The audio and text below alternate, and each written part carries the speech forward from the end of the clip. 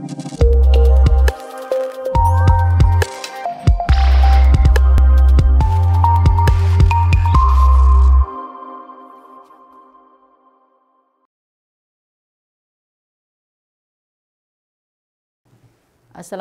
warahmatullahi wabarakatuh. Dalam mata kuliah dasar-dasar agronomi kali ini kita akan membahas mengenai pola pertumbuhan dan strategi pemeliharaan tanaman. Bagaimana kabarnya? Semoga semua sehat ya. Oke, kita akan mulai materi mengenai pola pertumbuhan dan strategi pemeliharaan tanaman. Pola pertumbuhan. Pertumbuhan adalah suatu proses pertambahan ukuran, baik volume, bobot, dan jumlah sel yang bersifat irreversibel atau tidak dapat kembali ke asal. Pola pertumbuhan sendiri merupakan tahapan-tahapan di mana tanaman itu memasuki masa-masa vegetatif dan generatif. Dalam pola pertumbuhannya sendiri, tanaman mengalami dua fase pertumbuhan, yaitu fase vegetatif dan fase generatif. Fase vegetatif adalah fase berkembangnya bagian vegetatif dari suatu tanaman. Bagian vegetatif dari tanaman adalah akar, batang, dan daun. Fase generatif adalah berkembangnya bagian-bagian generatif dari suatu tanaman. Bagian generatif pada suatu tanaman berupa bunga, buah, dan biji. Faktor-faktor yang mempengaruhi pertumbuhan tanaman. Yang pertama adalah tanah.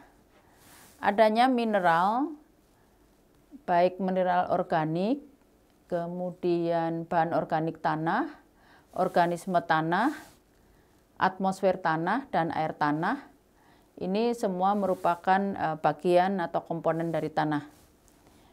Kemudian tanaman juga dipengaruhi oleh suhu.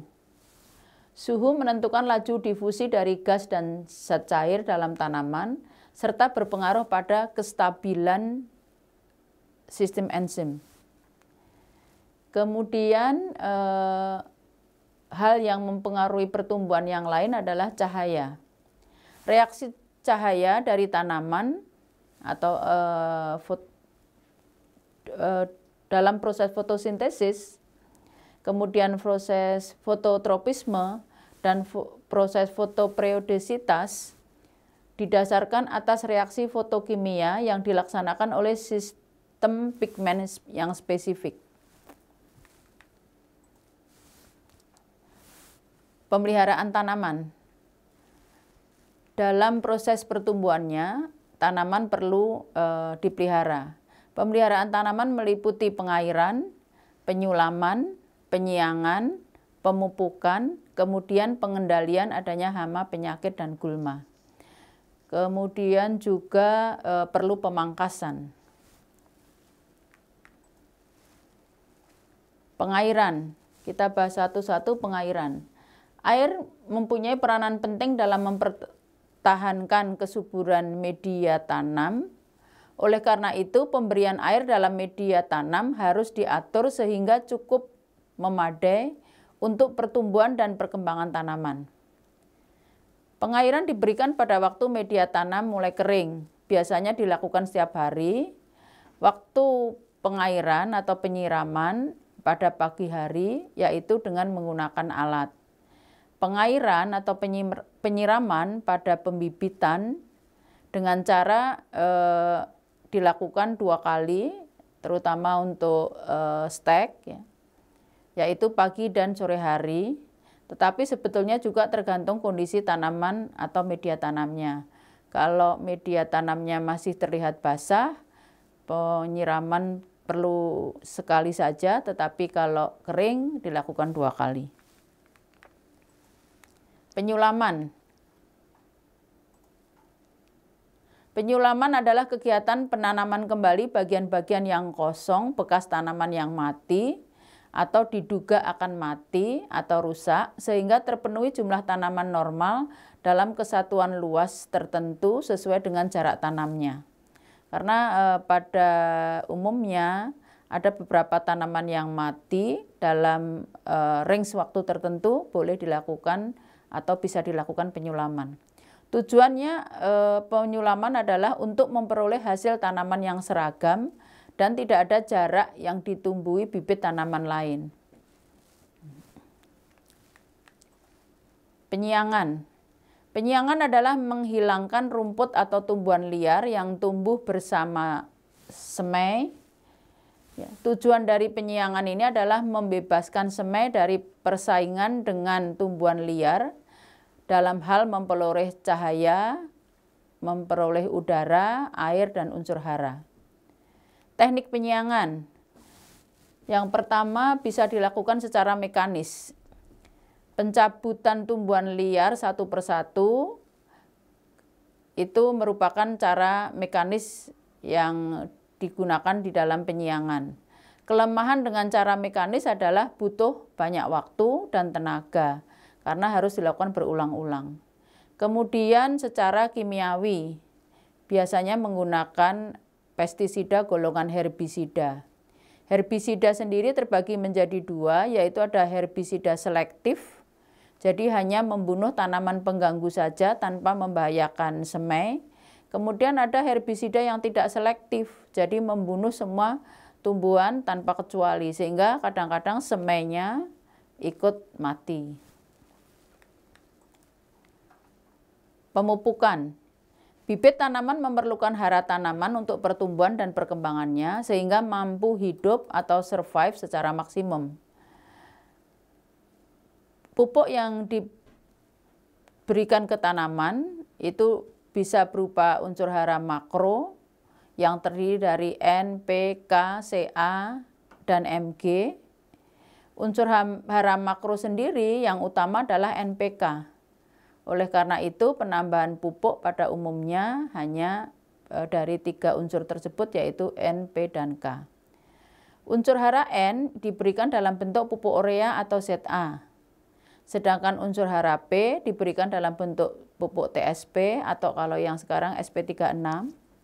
Dan unsur K diberikan dalam bentuk pupuk ZK atau KCl. Nah, ini adalah bentuk-bentuk ada pupuk tunggal maupun pupuk majemuk. Faktor-faktor yang mempengaruhi pemupukan. Yang pertama adalah jenis pupuk.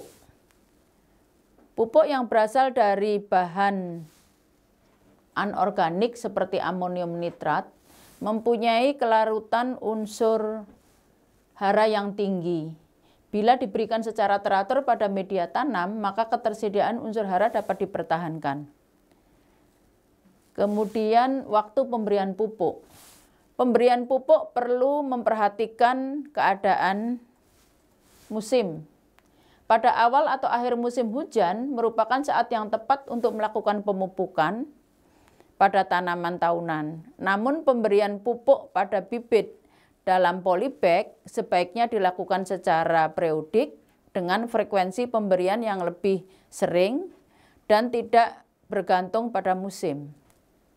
Satu hal yang perlu diingat dalam pemberian pupuk adalah jangan melakukan pemupukan ketika media tanam kekurangan air, karena unsur-unsur hara tidak dapat diserap oleh tanaman sehingga pemberian pupuk akan sia-sia. Cara pemberian pupuk. Ada beberapa cara pemberian pupuk yang dapat dilakukan, yaitu ditaburkan, kemudian disiramkan dan disemprotkan.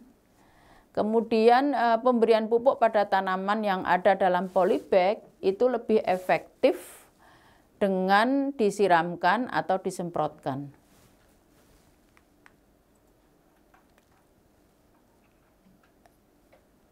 Pemeliharaan selanjutnya adalah pengendalian hama, penyakit, dan gulma. Serangan hama dan penyakit seharusnya segera diberantas dengan pestisida untuk menjaga terjadinya serangan hama dan penyakit berkembang. Oleh karena itu perlu dilakukan pengendalian secara preventif, yaitu disemprot setiap 2 kali dalam 1 minggu. Hama yang menyerang pada pembibitan yaitu kutu-kutu daun, ulat, dan kepik digunakan pestisida dengan konsentrasi 0,1 sampai 0,2%. Cara-cara pengendalian hama. Ada beberapa cara pengendalian hama. Yang pertama adalah cara mekanik, kemudian cara biologi, kemudian cara kimiawi. Cara mekanik itu dengan mencabut saja. Kemudian kalau secara biologi itu dengan pemberian serangga yang dapat memangsa ya, hama tersebut. Kemudian secara kimiawi menggunakan pestisida. Pemangkasan. Bibit yang masih berada dalam pembibitan perlu dilakukan pemangkasan agar supaya didapatkan tunas yang banyak, sehingga akan dihasilkan bibit stek yang banyak tunasnya. Pada waktu akan dipindahkan, bibit stek perlu dilakukan pemangkasan agar mengurangi penguapan yang berlebihan, sehingga akan mengakibatkan bibit mengalami stres atau stagnasi. Nah, untuk menambah wawasan saudara, saudara bisa melihat video cara merawat tanaman yang banyak ditawarkan. Saudara juga bisa searching di YouTube, banyak cara-cara merawat tanaman yang disajikan di video-video ya. Demikian materi mengenai pemeliharaan tanaman. Terima kasih. Wassalamualaikum warahmatullahi wabarakatuh.